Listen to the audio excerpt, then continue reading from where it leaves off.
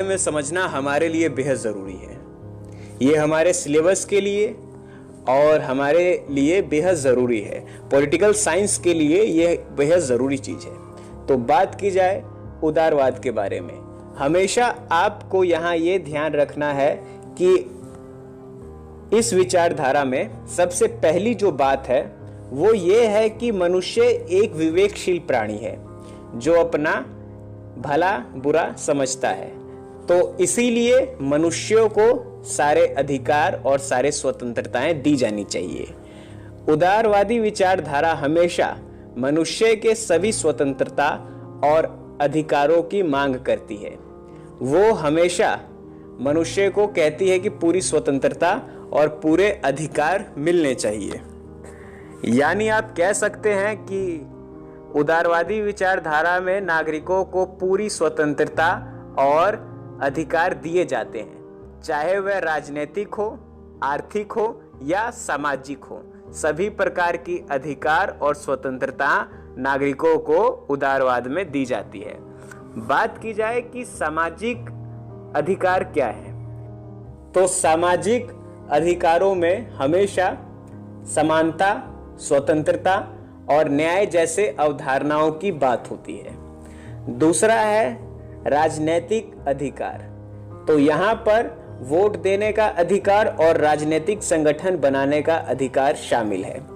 तीसरा है आर्थिक अधिकार, तो आर्थिक अधिकार में नागरिकों के पास व्यापार चुनने का अधिकार और दूसरी अर्थव्यवस्थाओं के साथ व्यापारिक संबंध बनाने का अधिकार होता है, जिसे आप खुली अर्थव्यवस्था कहते हैं। उदारवाद के जो जनक हैं या प्रमुख विचारक हैं वो जॉन लॉक माने जाते हैं। अब जो उदारवाद की विपरीत विचारधारा है वो कहलाती है मार्क्सवाद या साम्यवाद या समाजवाद। ये तीनों एक ही है। अब यहाँ पे क्या है कि ये जो है उदारवाद में जो जो दोष हैं, जो जो कमियां हैं, उस बारे में ये हमें बताती है। तो सबसे पहला तो ये कहता है कि उदारवाद में केवल शोषण होता है। मार्क्सवाद की जो प्रमुख विचारधारा है वो ये है कि राज्य शोषणकारी होता है और मजदूर वर्ग का केवल शोषण होता है।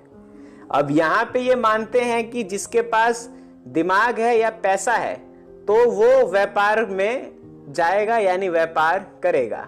लेकिन मजदूरों का क्या होगा? या यहाँ पे क्या है कि जो व्यापारी है वो केवल धनियों के हितों का ध्यान रखेगा। तो ये इसमें डिफरेंस है। ये मजदूरों की बात करते हैं मार्क्सवाद में। उदारवाद में क्या है कि ये सारे अधिकार जो हैं वो नागरिकों को दे देते हैं, जबकि राज्य की भूमिका शून्य होती है। जबकि मार्क्सवाद में क्या है कि ये सारे अधिकार राज्य को दे देते हैं और व्यक्ति की भूमिका जो है शून्य होती है।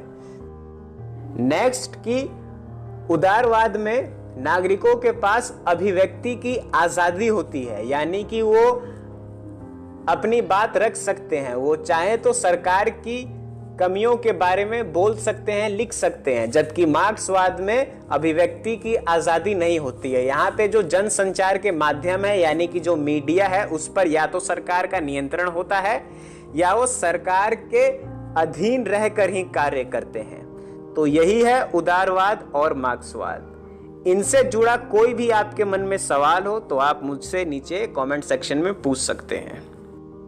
इसी के साथ आप सभी का बहुत बहुत धन्यवाद।